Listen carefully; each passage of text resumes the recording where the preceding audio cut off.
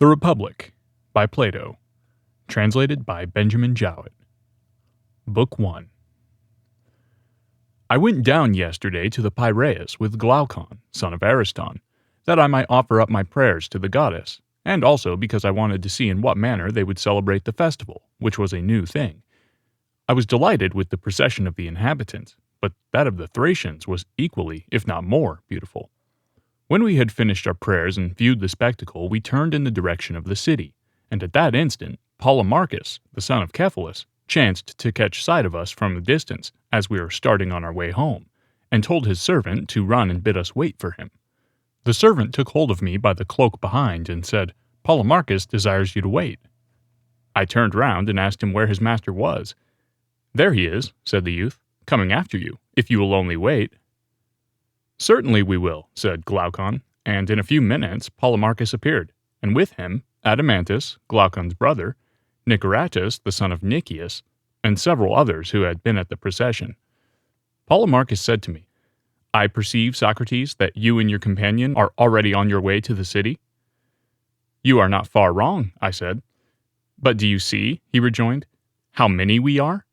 "Of course." "And are you stronger than all these? For if not, you will have to remain where you are." "May there not be an alternative," I said, "that we may persuade you to let us go?" "But can you persuade us if we refuse to listen to you?" he said.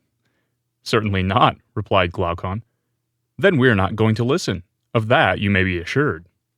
Adamantus added, "Has no one told you of the torch race on horseback in honor of the goddess, which will take place in the evening?" "With horses," I replied. "That is a novelty. Will horsemen carry torches and pass them from one to another during the race?" "Yes," said Polemarchus. "And not only so, but a festival will be celebrated at night, which you certainly ought to see. Let us rise soon after supper and see the festival. There will be a gathering of young men, and we'll have a good talk. Stay then, and do not be perverse." Glaucon said, "I suppose, since you insist, that we must." "Very good," I replied. Accordingly, we went with Polemarchus to his house, and there we found his brothers, Lysias and Euthydemus, and with them Thrasymachus, the Chalcedonian, Charmantides, the Paeanian, and Cleitophon, the son of Aristonomus. There too was Cephalus, the father of Polemarchus, whom I had not seen for a long time, and I thought him very much aged.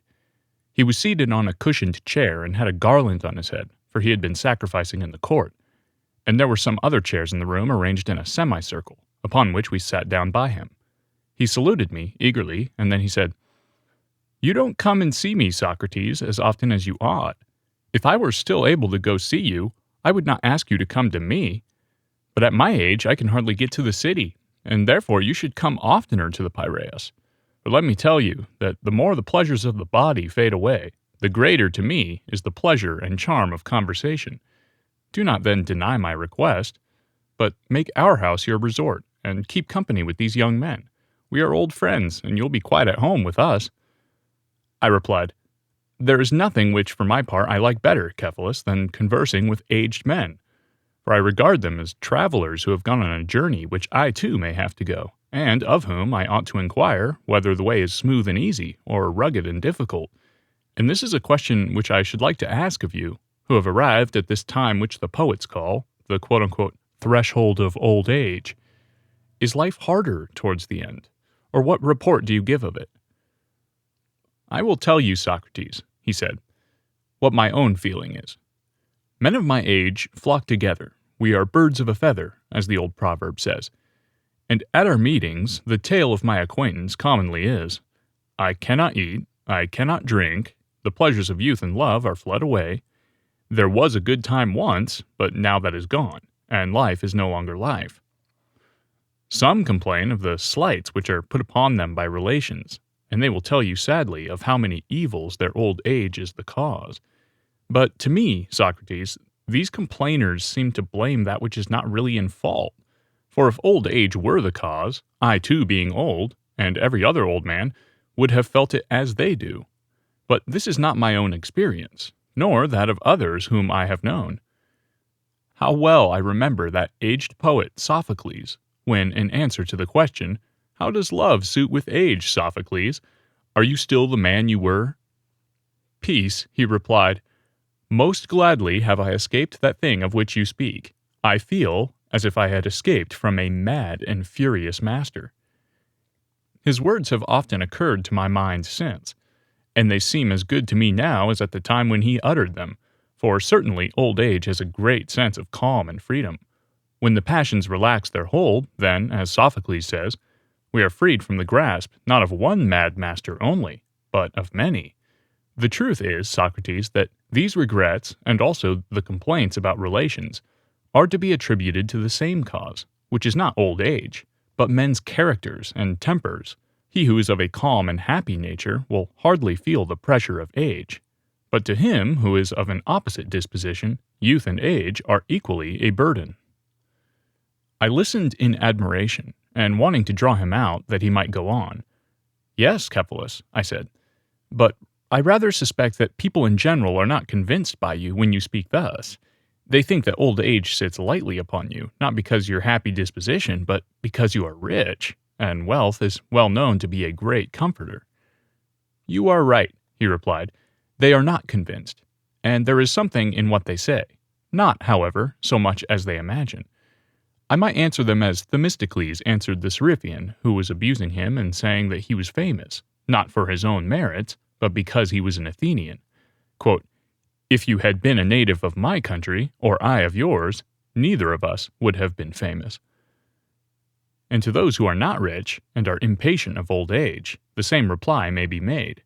For to the good poor man, old age cannot be a light burden, nor can a bad rich man ever have peace with himself. May I ask, Cephalus, whether your fortune was for the most part inherited or acquired by you? Acquired, Socrates. Do you want to know how much I acquired?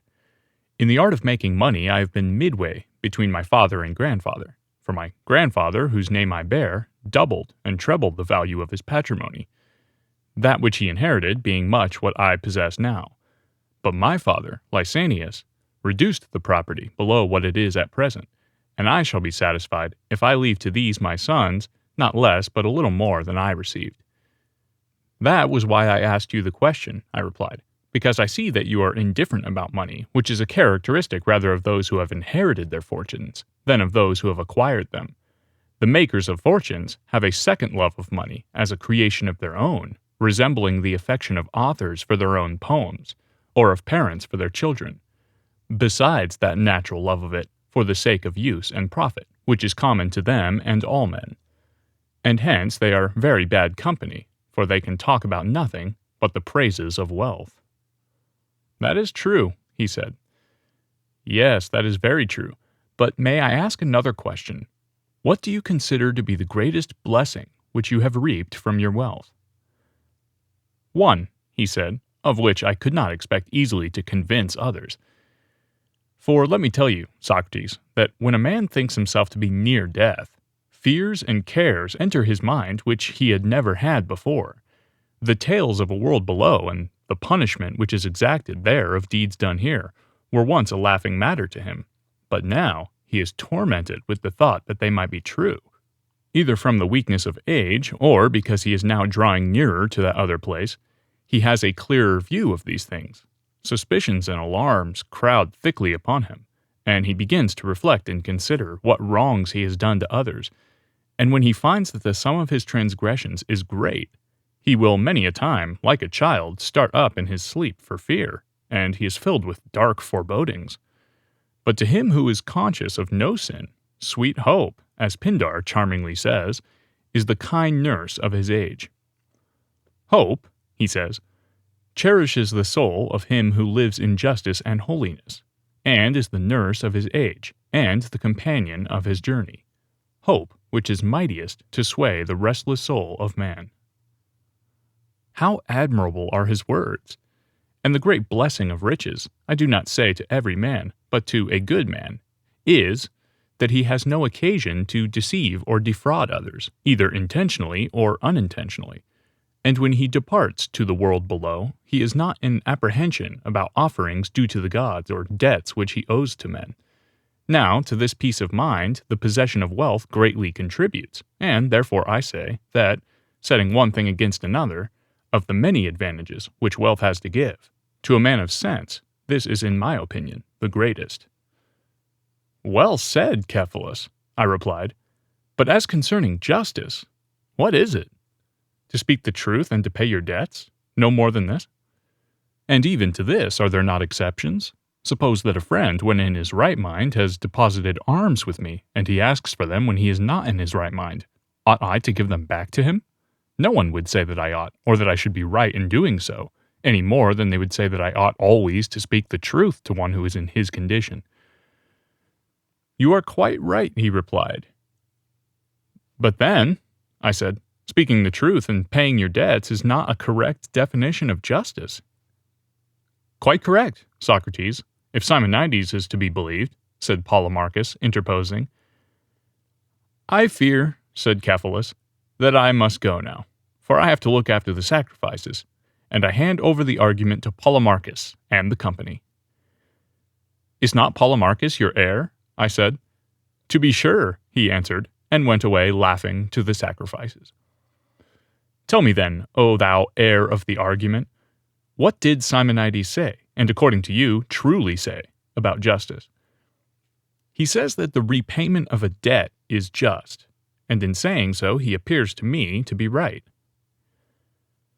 "I should be sorry to doubt the word of such a wise and inspired man, but his meaning, though probably clear to you, is the reverse of clear to me. For he certainly does not mean, as we were just now saying, that I ought to return a deposit of arms, or of anything else, to one who asks for it when he is not in his right senses, and yet a deposit cannot be denied to a debt." "True. Then when the person who asks me is not in his right mind, am I by no means to make the return?" "Certainly not." "When Simonides said that the repayment of a debt was justice, did he not mean to include that case?" "Certainly not, for he thinks that a friend ought always to do good to a friend, and never evil." "You mean that the return of a deposit of gold, which is to the injury of the receiver, if the two parties are friends, is not the repayment of a debt? This is what you would imagine him to say?" "Yes."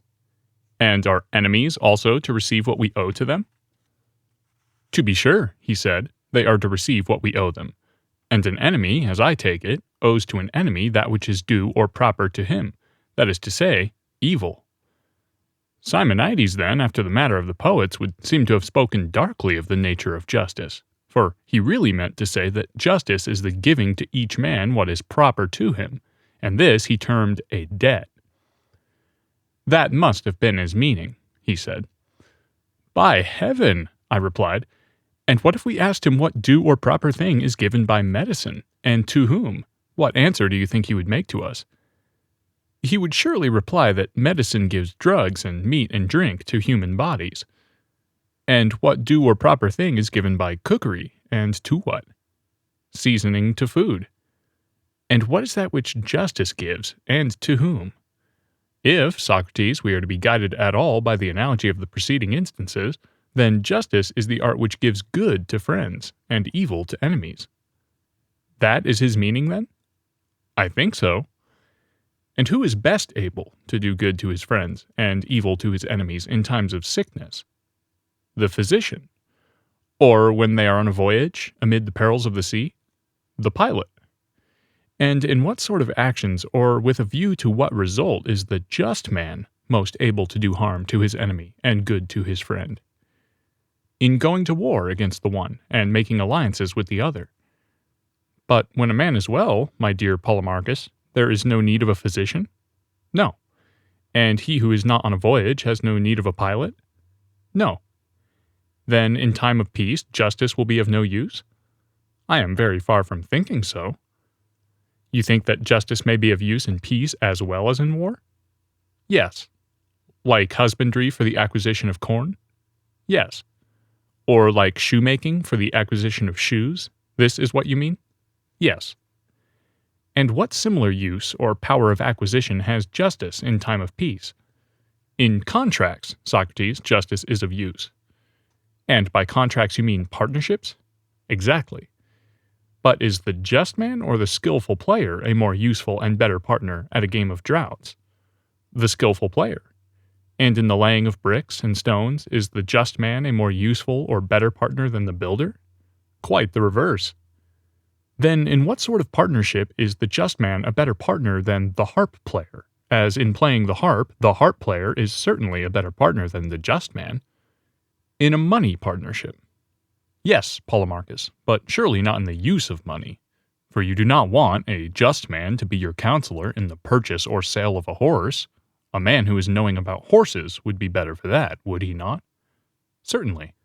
And when you want to buy a ship, the shipwright or the pilot would be better? True.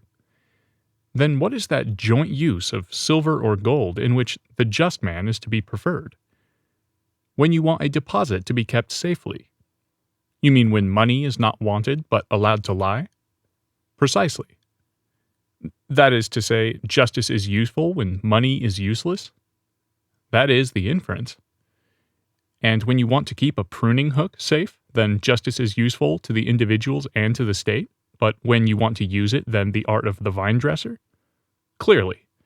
And when you want to keep a shield or a lyre, and not to use them, you would say that justice is useful, but when you want to use them, the art of the soldier or of the musician? Certainly. And so of all other things, justice is useful when they are useless, and useless when they are useful? That is the inference. Then justice is not good for much. But let us consider this further point. Is it not he who can best strike a blow in a boxing match, or in any kind of fighting, best able to ward off a blow? Certainly. And he who is most skillful in preventing or escaping from a disease is best able to create one? True. And he is the best guard of a camp who is best able to steal a march upon the enemy? Certainly. Then he who is a good keeper of anything is also a good thief? That, I suppose, is to be inferred. Then if the just man is good at keeping money, he is good at stealing it. That is implied in the argument. Then, after all, the just man has turned out to be a thief. And this is a lesson which I suspect you must have learnt out of Homer, for he, speaking of Autolycus, the maternal grandfather of Odysseus, who is a favorite of his, affirms that he was excellent above all men in theft and perjury. And so you and Homer and Simonides are agreed that justice is an art of theft, to be practiced, however, for the good of friends and for the harm of enemies. That was what you were saying? No, certainly not that, though I do not know now what I did say, but I still stand by the latter words. Well, there is another question. By friends and enemies, do we mean those who are really or only in seeming? Surely, he said, a man may be expected to love those whom he thinks good, and to hate those whom he thinks evil. Yes, but do not persons often err about good and evil? Many who are not good seem to be so, and conversely? That is true. Then to them the good will be enemies, and the evil will be their friends? True. And in that case they will be right in doing good to the evil, and evil to the good? Clearly. But the good are just and would not do an injustice? True. Then, according to your argument, it is just to injure those who do no wrong? Nay, Socrates, the doctrine is immoral. Then I suppose that we ought to do good to the just and harm to the unjust? I like that better. But see the consequence. Many a man who is ignorant of human nature has friends who are bad friends, and in that case he ought to do harm to them. And he has good enemies whom he ought to benefit. But, if so, we shall be saying the very opposite of that which we affirmed to be the meaning of Simonides. Very true, he said, and I think we had better correct an error into which we seem to have fallen in the use of the words friend and enemy. What was the error, Polemarchus? I asked. We assumed that he is a friend who seems to be, or who is thought, good. And how is this error to be corrected? We should rather say that he is a friend who is, as well as seems, good, and that he who seems only and is not good only seems to be and is not a friend, and of an enemy the same may be said. Would you argue that the good are our friends and the bad our enemies? Yes. And instead of saying simply, as we did at first, that it is just to do good to our friends and harm to our enemies, we should further say, it is just to do good to our friends when they are good and harm to our enemies when they are evil? Yes, that appears to me to be the truth. But ought the just to injure anyone at all? Undoubtedly he ought to injure those who are both wicked and his enemies.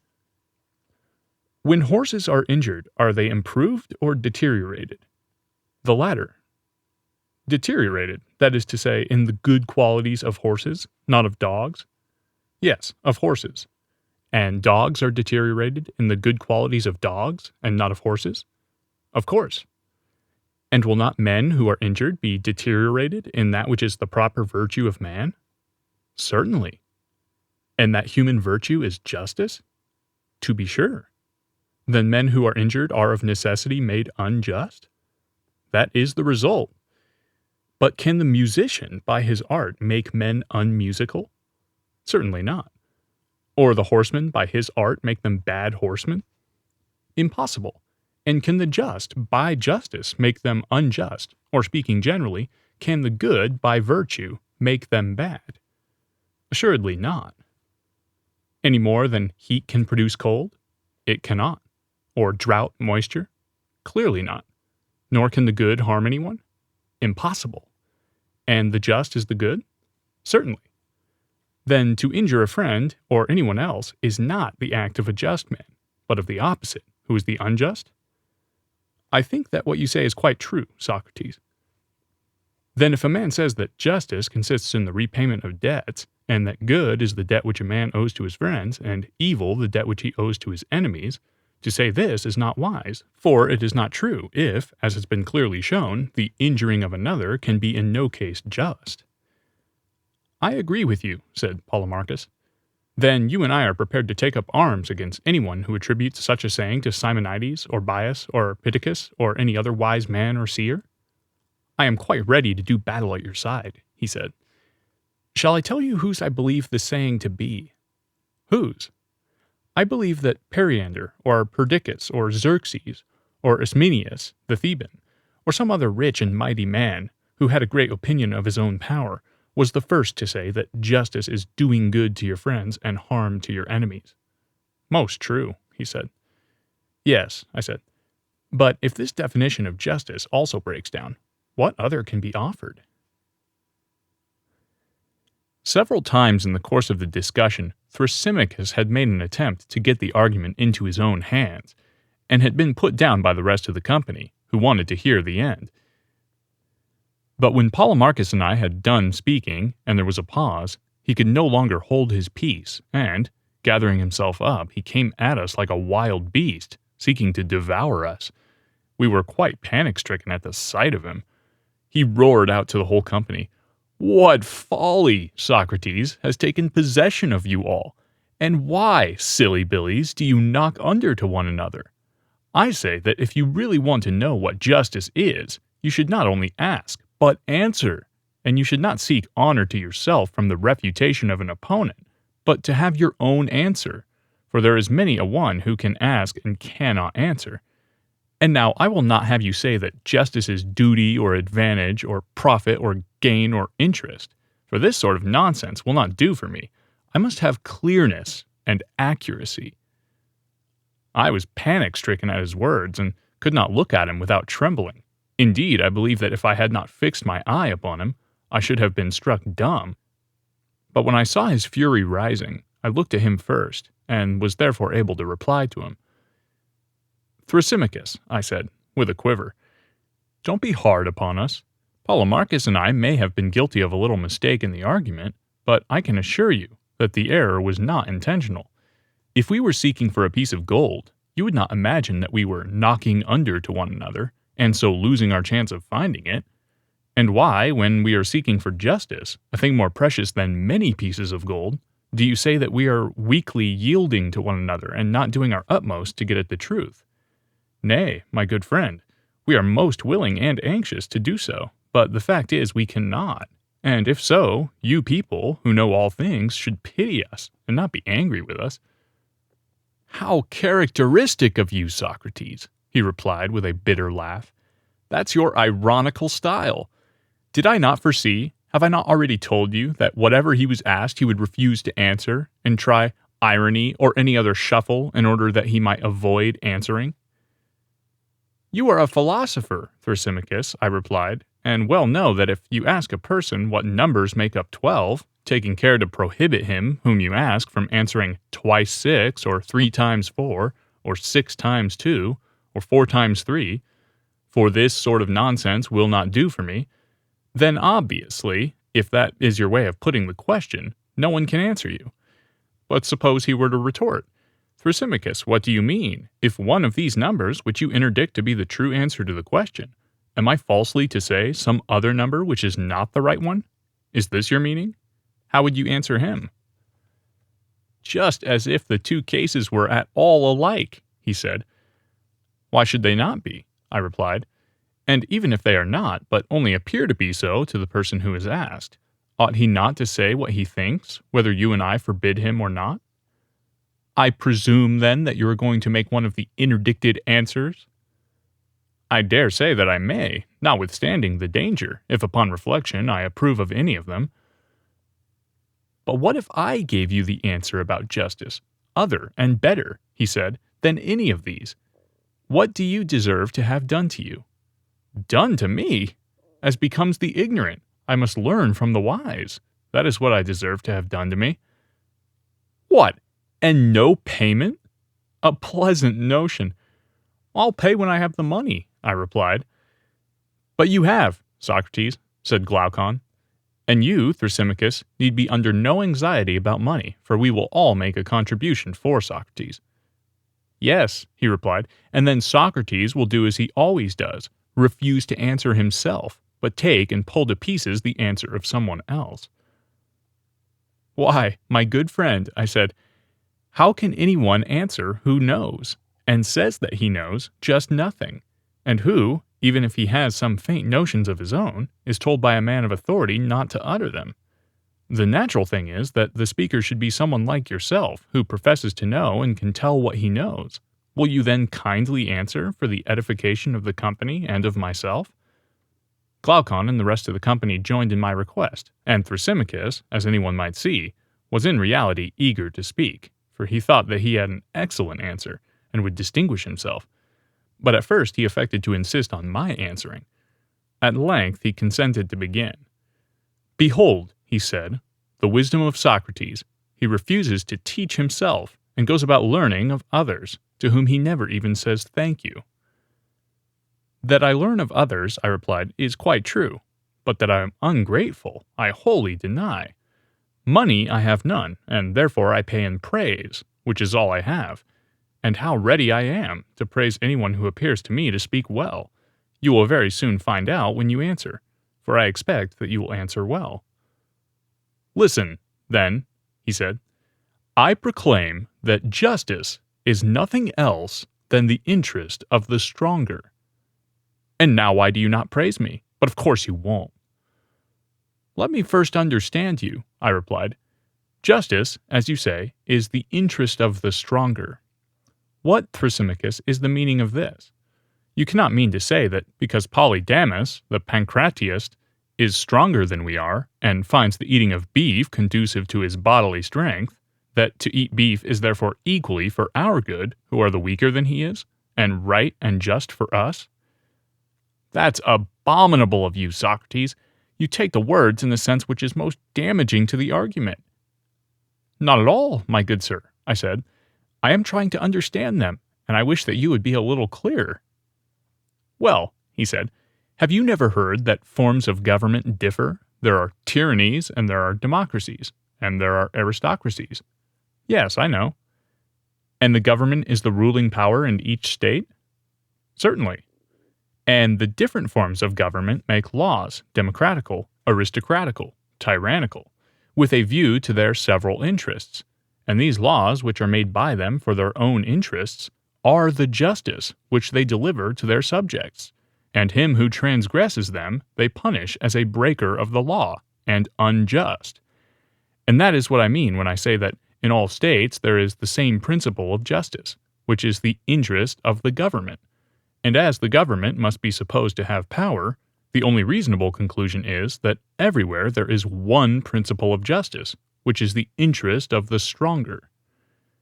Now I understand you, I said, and whether you are right or not I will try to discover. But let me remark, that in defining justice you have yourself used the word interest, which you forbade me to use. It is true, however, that in your definition the words of the stronger are added. A small addition, you must allow, he said. Great or small, never mind about that. We must first inquire whether what you are saying is the truth. Now, we are both agreed that justice is interest of some sort, but you go on to say of the stronger.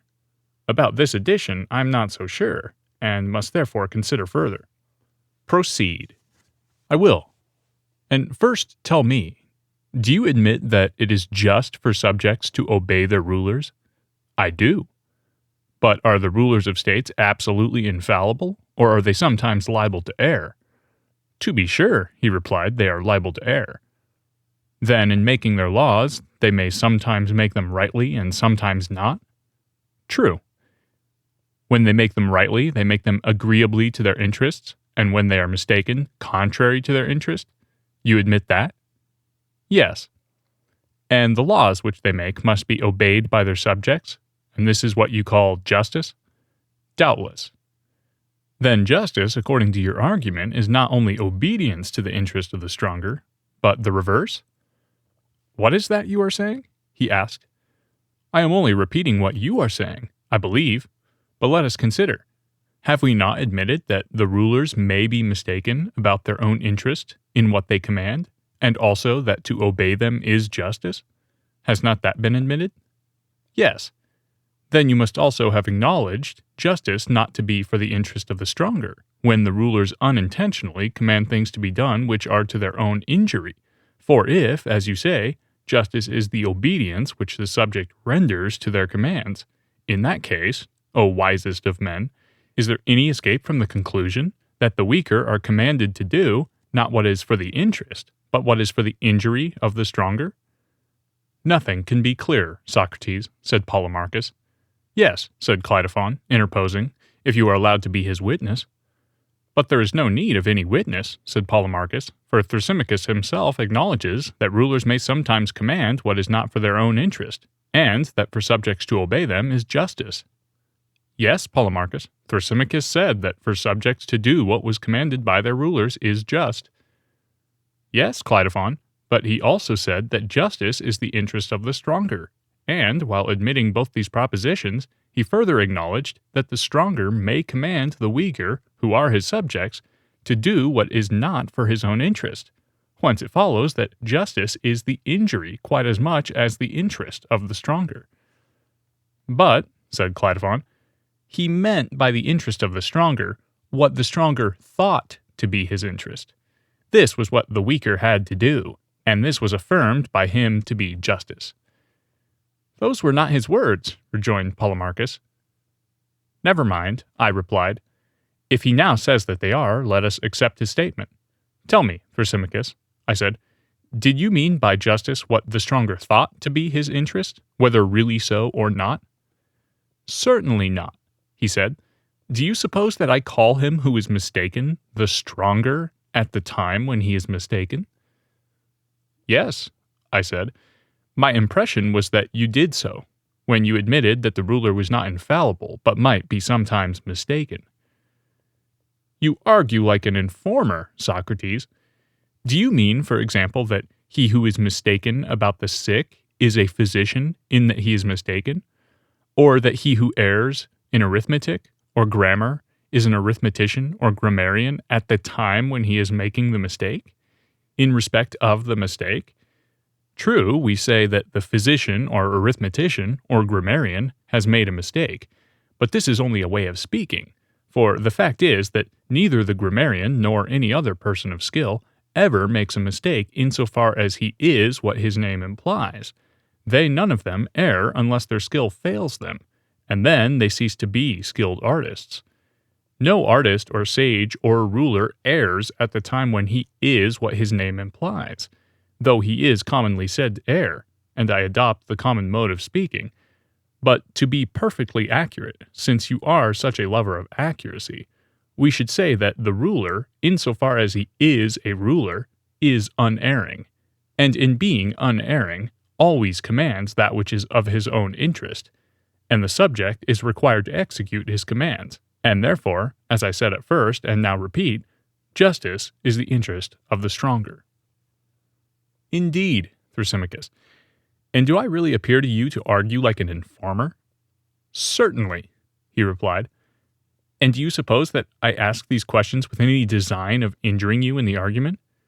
Nay, he replied, suppose is not the word. I know it. But you will be found out, and by sheer force of argument you will never prevail. I shall not make the attempt, my dear man, but to avoid any misunderstanding occurring between us in the future, let me ask, in what sense do you speak of a ruler, or stronger, whose interest, as you were saying, he being the superior, it is just that the inferior should execute? Is he a ruler in the popular or in the strict sense of the term? In the strictest of all senses, he said. And now cheat and play the informer if you can. I ask no quarter at your hands, but you never will be able, never. And do you imagine, I said, that I am such a madman as to try and cheat Thrasymachus? I might as well shave a lion. Why, he said, you made the attempt a minute ago, and you failed. Enough, I said, of these civilities. It will be better that I should ask you a question. Is the physician, taken in that strict sense of which you are speaking, a healer of the sick or a maker of money? And remember that I am now speaking of the true physician. A healer of the sick, he replied. And the pilot, that is to say, a true pilot, is he a captain of sailors or a mere sailor? A captain of sailors. The mere circumstance that he sails in the ship is not to be taken into account. Neither is he to be called a sailor. The name pilot, by which he is distinguished, has nothing to do with sailing, but is significant of his skill and of his authority over the sailors. Very true, he said. Now, I said, every art has an interest? Certainly. For which the art has to consider and provide? Yes, that is the aim of art. And the interest of any art is the perfection of it? This and nothing else? What do you mean? I mean what I may illustrate negatively by the example of the body. Suppose you were to ask me whether the body is self-sufficing or has wants. I should reply, certainly the body has wants, for the body may be ill and require to be cured, and has therefore interests to which the art of medicine ministers. And this is the origin and intention of medicine, as you will acknowledge. Am I not right? Quite right, he replied. But is the art of medicine, or any other art, faulty or deficient in any quality, in the same way that the eye may be deficient in sight, or the ear fail of hearing, and therefore requires another art to provide for the interests of seeing and hearing? Has art in itself, I say, any similar liability to fault or defect, and does every art require another supplementary art to provide for its interests, and that another and another without end? Or have the arts to look only after their own interests? Or have they no need either of themselves or of another? Having no faults or defects, they have no need to correct them, either by the exercise of their own art or of any other. They have only to consider the interest of their subject matter. For every art remains pure and faultless, while remaining true, that is to say, while perfect and unimpaired. Take the words in your precise sense, and tell me whether I am not right. Yes, clearly. Then medicine does not consider the interest of medicine, but the interest of the body? True, he said. Nor does the art of horsemanship consider the interest of the art of horsemanship, but the interest of the horses? Neither do any other arts care for themselves, for they have no needs. They care only for that which is the subject of their art? True, he said. But surely, Thrasymachus, the arts are the superiors and rulers of their own subjects. To this he assented with a good deal of reluctance. Then, I said, no science or art considers or enjoins the interest of the stronger or superior, but only the interest of the subject and weaker. He made an attempt to contest this proposition also, but finally acquiesced. Then, I continued, no physician, insofar as he is a physician, considers his own good in what he prescribes, but the good of his patient. For the true physician is also a ruler, having the human body as a subject, and is not a mere money-maker. That has been admitted? Yes. And the pilot, likewise. in the strict sense of the term, is a ruler of sailors and not a mere sailor. That has been admitted. And such a pilot and ruler will provide and prescribe for the interests of the sailor who is under him, and not for his own or the ruler's interests. He gave a reluctant yes. Then, I said, Thrasymachus, there is no one in any rule who, insofar as he is a ruler, considers or enjoins what is for his own interest, but always for what is of the interest of his subjects, or suitable to his art, to that he looks, and that alone he considers in everything which he says and does. When we had got to this point in the argument, and everyone saw that the definition of justice had been completely upset, Thrasymachus, instead of replying to me, said, "Tell me, Socrates, have you got a nurse?" "Why do you ask such a question," I said, "when you ought rather to be answering?" "Because she leaves you to snivel, and never wipes your nose. She has not even taught you to know the shepherd from the sheep." "What makes you say that?" I replied. "Because you fancy that the shepherd, or neatherd, fattens or tends the sheep or oxen with a view to their own good, and not to the good of himself or the master. And you further imagine that the rulers of states, if they are true rulers, never think of their subjects as sheep, and that they are not studying their own advantage day and night. Oh no! And so entirely astray are you in your ideas about the just and unjust, as not even to know that justice and the just are in reality another's good, that is to say, the interest of the ruler and stronger, and the loss of the subject and servant, and injustice the opposite, for the unjust is lord over the truly simple and just, he is the stronger, and his subjects do what is for his interest, and minister to his happiness, which is very far from being their own. Consider further, most foolish Socrates, that the just is always a loser in comparison to the unjust. First of all, in private contracts, wherever the unjust is the partner of the just, you will find that, when the partnership is dissolved, the unjust man has always more, and the just less. Secondly, in their dealings with the state, when there is an income tax, the just man will pay more, and the unjust less on the same amount of income. And when there is anything to be received, the one gains nothing, and the other much. Observe also what happens when they take an office. There is the just man neglecting his affairs and perhaps suffering other losses, and getting nothing out of the public, because he is just. Moreover, he is hated by his friends and acquaintances for refusing to serve them in unlawful ways. But all this is reversed in the case of the unjust man. I am speaking, as before, of injustice on a large scale, in which the advantage of the unjust is more apparent, and my meaning will be most clearly seen if we turn to that highest form of injustice, in which the criminal is the happiest of men, and the sufferers, or those who refuse to do injustice, are the most miserable. That is to say, tyranny, which by fraud and force takes away the property of others, not little by little, but wholesale, comprehending in one, things sacred as well as profane, private and public, for which acts of wrong, if he were detected perpetrating any one of them singly, he would be punished and incur great disgrace. They who do such wrong in particular cases are called robbers of temples, and man-stealers, and burglars, and swindlers, and thieves. But when a man, besides taking away the money of the citizens, has made slaves of them, then, instead of these names of reproach, he is termed happy and blessed, not only by the citizens, but by all who hear of his having achieved the consummation of injustice. For mankind censure injustice, fearing that they may be the victims of it, and not because they shrink from committing it.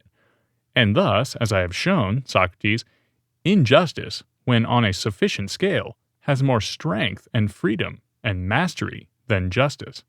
And, as I have said at first, justice is the interest of the stronger, whereas injustice is a man's own profit and interest. Thrasymachus, when he had thus spoken, having, like a bathman, deluged our ears with his words, had a mind to go away. But the company would not let him go. They insisted that he should remain and defend his position, and I myself added my own humble request that he would not leave us. "Thrasymachus," I said to him, "excellent man, how suggestive are your remarks! And are you going to run away before you have fairly taught or learned whether they are true or not?" Is the attempt to determine the way of man's life so small a matter in your eyes? To determine how life may be passed by each of us to the greatest advantage? And do I differ from you, he said, as to the importance of the inquiry? You appear rather, I replied, to have no care or thought about us, Thrasymachus. Whether we live better or worse from not knowing what you say you know, is to you a matter of indifference. Prithee, friend, do not keep your knowledge to yourself. We are a large party, and any benefit which you confer upon us will be amply rewarded. For my own part, I openly declare that I am not convinced, and that I do not believe injustice to be more gainful than justice, even if uncontrolled and allowed to have free play. For, granting that there may be an unjust man who is able to commit injustice either by fraud or force, still this does not convince me of the superior advantage of injustice, and there may be others who are in the same predicament with myself. Perhaps we may be wrong. If so, you in your wisdom should convince us that we are mistaken in preferring justice to injustice. And how am I to convince you, he said, if you are not already convinced by what I have said? What more can I do for you? Would you have me put the proof bodily into your souls? Heaven forbid, I said. I would only ask you to be consistent, or, if you change openly and let there be no deception. For I must remark, Thrasymachus, if you will recall what was previously said, that although you began by defining the true physician in an exact sense, you did not observe a like exactness when speaking of the shepherd. You thought that the shepherd, as a shepherd, tends to the sheep not with a view to their own good, but like a mere diner or banqueter with a view to the pleasures of the table, or again as a trader for sale in the market, and not as a shepherd. Yet surely the art of the shepherd is concerned only with the good of his subjects. He has only to provide the best for them, since the perfection of the art is already ensured whenever all the requirements of it are satisfied. And that was what I was saying just now about the ruler. I conceived that the art of the ruler, considered as ruler, whether in a state or in private life, could only regard the good of his flock or subjects, whereas you seem to think that the rulers of states, that is to say, the true rulers, like being in authority. Think? Nay, I am sure of it. Then why in the case of lesser offices do men never take them willingly without payment, unless under the idea that they govern for the advantage not of themselves, but of others? Let me ask you a question. Are not the several arts different by reason of their each having a separate function? And, my dear illustrious friend, do say what you think, that we may make a little progress. Yes, that is the difference, he replied. And each art gives us a particular good, and not merely a general one. Medicine, for example, gives us health, navigation, safety at sea, and so on. Yes, he said. And the art of payment has the special function of giving pay, but we do not confuse this with other arts, any more than the art of the pilot is to be confused with the art of medicine, because the health of the pilot may be improved by a sea voyage. You would not be inclined to say, would you, that navigation is the art of medicine, at least if we are to adopt your exact use of language? Certainly not. Or because a man is in good health when he receives pay, you would not say that the art of payment is medicine? I should say not. Nor would you say that medicine is the art of receiving pay, because a man takes fees when he is engaged in healing? Certainly not. And we have admitted, I said, that the good of each art is specifically confined to the art. Yes. Then, if there be any good which all artists have in common, that is to be attributed to something of which they all have the common use? True, he replied. And when the artist is benefited by receiving pay, the advantage is gained by an additional use of the art of pay, which is not the art professed by him? He gave a reluctant assent to this. Then the pay is not derived by the several artists from their respective arts, but the truth is that while the art of medicine gives health, and the art of the builder builds a house, another art attends them, which is the art of pay. The various arts may be doing their own business, and benefiting that over which they preside, but would the artist receive any benefit from his art unless he were paid as well? I suppose not. But does he therefore confer no benefit when he works for nothing? Certainly he confers a benefit.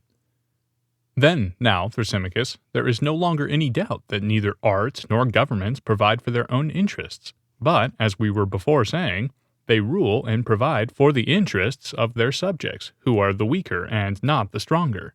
To their good they attend, and not to the good of the superior. And this is the reason, my dear Thrasymachus, why, as I was just now saying, no one is willing to govern, because no one likes to take in hand the reformation of evils, which are not his concern, without remuneration. For, in the execution of his work, and in giving his orders to another, the true artist does not regard his own interest, but always that of his subjects. And, therefore, in order that rulers may be willing to rule, they must be paid in one of three modes of payment: money, or honor, or a penalty for refusing. What do you mean, Socrates? Said Glaucon. The first two modes of payment are intelligible enough, but what the penalty is I do not understand, or how a penalty can be a payment. You mean that you do not understand the nature of this payment, which to the best men is the great inducement to rule? Of course you know that ambition and avarice are held to be, as indeed they are, a disgrace? Very true. And for this reason, I said, money and honor have no attraction for them. Good men do not wish to be openly demanding payment for governing, and so to get the name of hirelings, nor by secretly helping themselves out of the public revenues to get the name of thieves. And not being ambitious, they do not care about honor. Wherefore, necessity must be laid upon them. They must be induced to serve from the fear of punishment. And this, as I imagine, is the reason why the forwardness to take office, instead of waiting to be compelled, has been deemed dishonorable.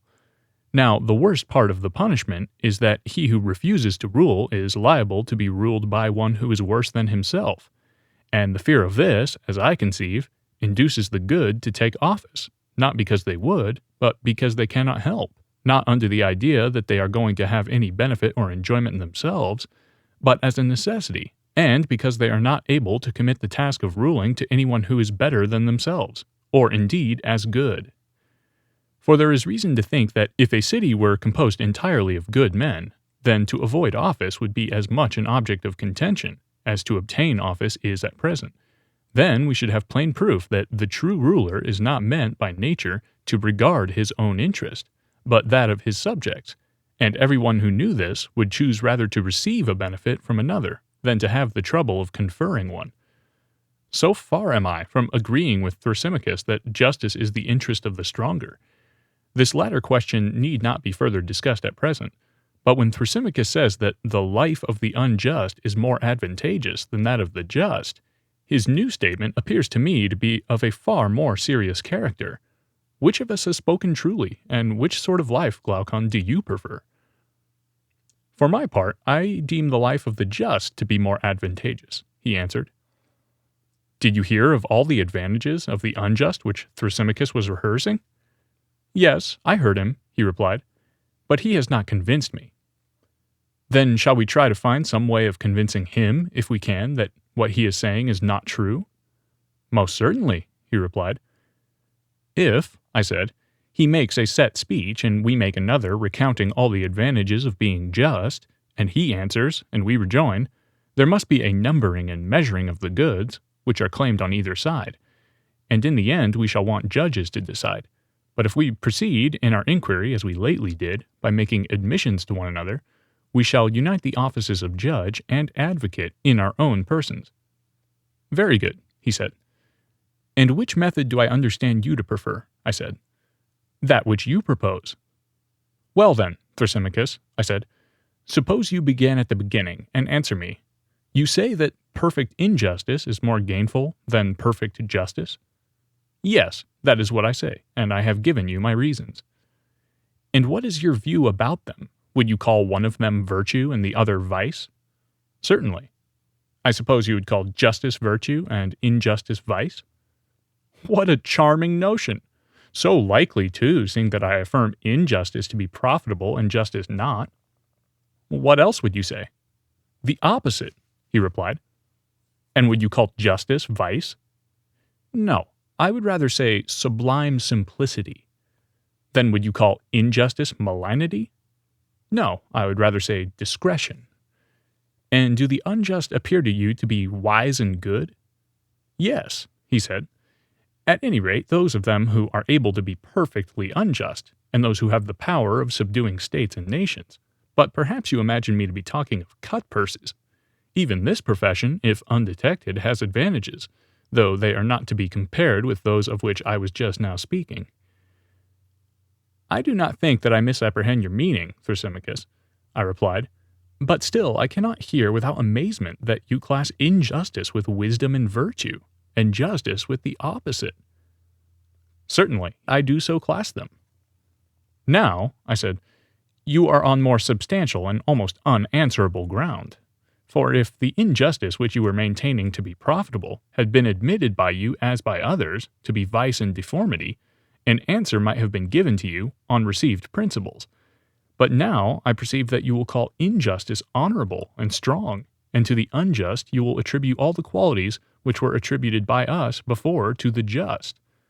Seeing that you do not hesitate to rank injustice with wisdom and virtue. You have guessed most infallibly, he replied. Then I certainly ought not to shrink from going through with the argument, so long as I have reason to think that you, Thrasymachus, are speaking your real mind, for I do believe that you are now in earnest, and not amusing yourself at our expense.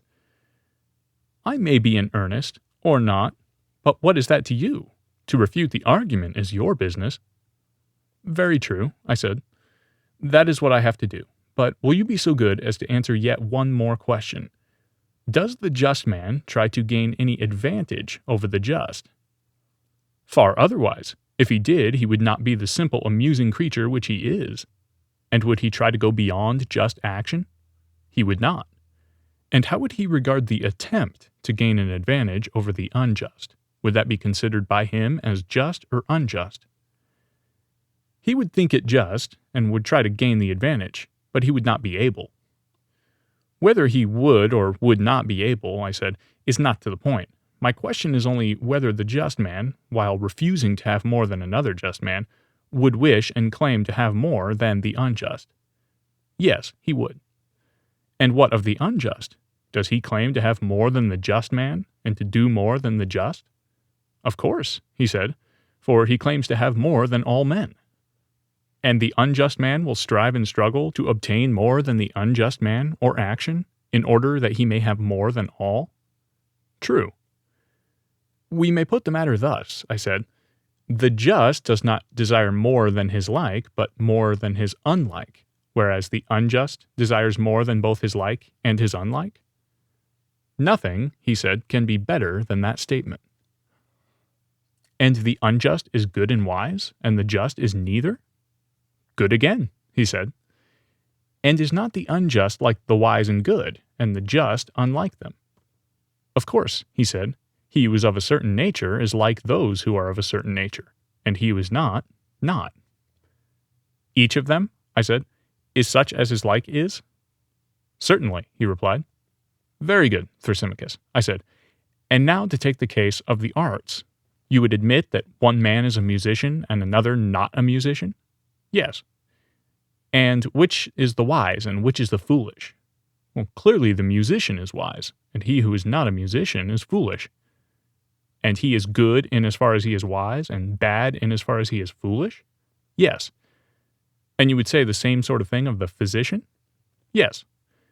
And do you think, my excellent friend, that a musician, when he adjusts the lyre, would desire or claim to exceed or go beyond a musician in the tightening and loosening of the strings?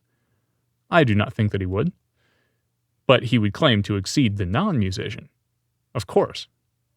And what would you say of the physician in prescribing meats and drinks? Would he wish to go beyond another physician or beyond the practice of medicine? He would not. But would he wish to go beyond the non-physician? Yes. And about knowledge and ignorance in general, see whether you think that any man who has knowledge ever would wish to have the choice of saying or doing more than another man who has knowledge. Would he not rather say or do the same as his like in the same case? That, I suppose, can hardly be denied. And what of the ignorant? Would he not desire to have more than either the knowing or the ignorant? I dare say. And the knowing is wise? Yes. And the wise is good? True. Then the wise and good will not desire to gain more than his like, but more than his unlike and opposite? I suppose so. Whereas the bad and ignorant will desire to gain more than both? Yes.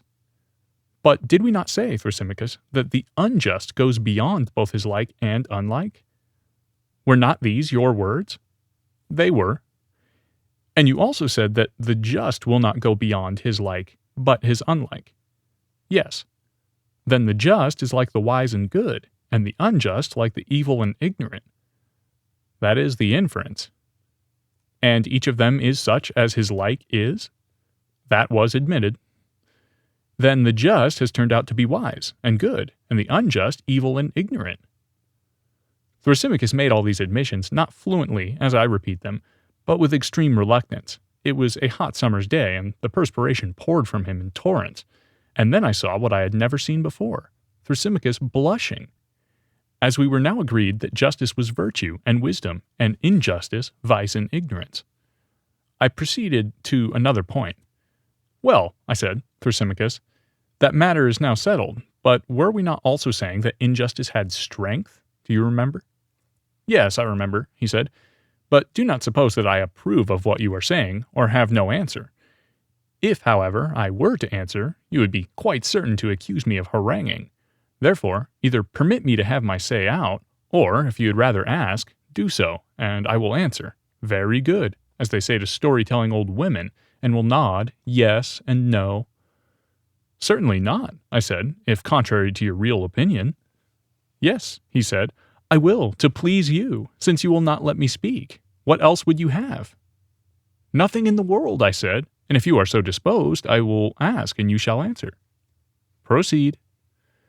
Then I will repeat the question which I asked before, in order that our examination of the relative nature of justice and injustice may be carried on regularly. A statement was made that injustice is stronger and more powerful than justice, but now justice, having been identified with wisdom and virtue, is easily shown to be stronger than injustice. If injustice is ignorance, this can no longer be questioned by any one. But I want to view the matter, Thrasymachus, in a different way. You would not deny that a state may be unjust and may be unjustly attempting to enslave other states, or may have already enslaved them, and may be holding many of them in subjection? True, he said, and I will add that the best and most perfectly unjust state will be most likely to do so. I know, I said, that such was your position. But what I would further consider is, whether this power which is possessed by the superior state can exist or be exercised without justice, or only with justice. If you are right in your view, and justice is wisdom, then only with justice. But if I am right, then without justice. I am delighted, Thrasymachus, to see you not only nodding assent and dissent, but making answers which are quite excellent. That is out of civility to you, he replied. You are very kind, I said. And would you have the goodness to also inform me whether you think that a state, or an army, or a band of robbers and thieves, or any other gang of evildoers, could act at all if they injured one another? No, indeed, he said, they could not. But if they abstained from injuring one another, then they might act together better? Yes. And this is because injustice creates divisions and hatreds and fighting, and justice imparts harmony and friendship. Is not that true, Thrasymachus? I agree, he said, because I do not wish to quarrel with you. How good of you, I said. But I should like to know also whether injustice, having this tendency to arouse hatred, wherever existing, among slaves or among freemen, will not make them hate one another and set them at variance and render them incapable of common action? Certainly. And even if injustice be found in two only, will they not quarrel and fight and become enemies to one another and to the just? They will. And suppose injustice, abiding in a single person, would your wisdom say that she loses or she retains her natural power? Let us assume that she retains her power. Yet is not the power which injustice exercises of such a nature that wherever she takes up her abode, whether in a city, in an army, in a family, or in any other body, that body is, to begin with, rendered incapable of united action by reason of sedition and distraction? And does it not become its own enemy and at variance with all that opposes it, and with the just? Is not this the case? Yes, certainly. And is not injustice equally fatal when existing in a single person? In the first place, rendering him incapable of action because he is not at unity with himself? And in the second place, making him an enemy to himself and the just? Is not that true, Thrasymachus? Yes. And, oh my friend, I said, surely the gods are just. Granted that they are. But if so, the unjust will be the enemy of the gods, and the just will be their friend? Feast away in triumph, and take your fill of the argument. I will not oppose you, lest I should displease the company. Well then, proceed with your answers, and let me have the remainder of my repast. For we have already shown that the just are clearly wiser and better and abler than the unjust, and that the unjust are incapable of common action. Nay more, that to speak as we did of men who are evil acting at any time vigorously together is not strictly true. For if they had been perfectly evil, they would have laid their hands upon one another. But it is evident that there must have been some remnant of justice in them, which enabled them to combine. If there had not been, they would have injured one another as well as their victims.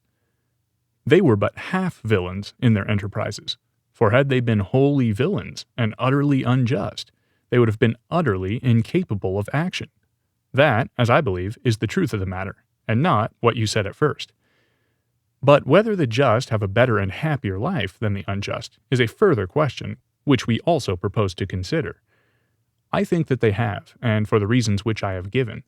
But still I should like to examine further, for no light matter is at stake, nothing less than the rule of human life. Proceed. I will proceed by asking a question. Would you not say that a horse has some end? I should. And the end or use of a horse, or of anything, would be that which could not be accomplished or not so well accomplished by any other thing. I do not understand, he said. Let me explain. Can you see except with the eye? Certainly not. Or hear except with the ear? No. These, then, may be truly said to be the ends of these organs? They may. But you can cut off a vine branch with a dagger or a chisel, and in many other ways? Of course. And yet not so well as with a pruning hook made for the purpose? True. May we not say that this is the end of a pruning hook? We may. Then now I think you will have no difficulty in understanding my meaning, when I ask the question whether the end of anything would be that which could not be accomplished, or not so well accomplished, by any other thing. I understand your meaning, he said, and assent. And that to which an end is appointed has also an excellence? Need I ask again whether the eye has an end? It has. And has not the eye an excellence? Yes. And the ear has an end and an excellence also? True. And the same is true of all other things? They have each of them an end and a special excellence? That is so. Well, and can the eyes fulfill their end if they are wanting in their own proper excellence, and have a defect instead? How can they, he said, if they are blind and cannot see? You mean to say, if they have lost their proper excellence, which is sight. But I have not arrived at that point yet. I would rather ask the question more generally, and only inquire whether the things which fulfill their ends fulfill them by their own proper excellence, and fail of fulfilling them by their own defect. Certainly, he replied. I might say the same of the ears. When deprived of their own proper excellence, they cannot fulfill their end? True. And the same observation will apply to all other things? I agree. Well, and has not the soul an end which nothing else can fulfill? For example, to superintend and command and deliberate and the like? Are not these functions proper to the soul, and can they rightly be assigned to any other? To no other. And is not life to be reckoned among the ends of the soul? Assuredly, he said. And has not the soul an excellence also? Yes. And can she or can she not fulfill her own ends when deprived of that excellence? She cannot. Then an evil soul must necessarily be an evil ruler and superintendent, and the good soul a good ruler? Yes, necessarily. And we have admitted that justice is the excellence of the soul, and injustice the defect of the soul? That has been admitted. Then the just soul and the just man will live well, and the unjust man will live ill? That is what your argument proves. And he who lives well is blessed and happy, and he who lives ill the reverse of happy? Certainly. Then the just is happy, and the unjust miserable? So be it. But happiness and not misery is profitable. Of course. Then, my blessed Thrasymachus, injustice can never be more profitable than justice. Let this, Socrates, he said, be your entertainment at the Bendidia. For which I am indebted to you, I said, now that you have grown gentle towards me and have left off scolding. Nevertheless, I have not been well entertained. But that was my own fault, and not yours. As an epicure snatches a taste of every dish which is successively brought out to table, he not having allowed himself time to enjoy the one before, so have I gone from one subject to another without having discovered what I saw at first, the nature of justice. I have left that inquiry and turned away to consider whether justice is virtue and wisdom or evil and folly, and when there arose a further question about the comparative advantages of justice and injustice, I could not refrain from passing on to that. And the result of the whole discussion has been that I know nothing at all, for I know not what justice is, and therefore I am not likely to know whether it is or is not a virtue, nor can I say whether the just man is happy or unhappy. End of Book 1.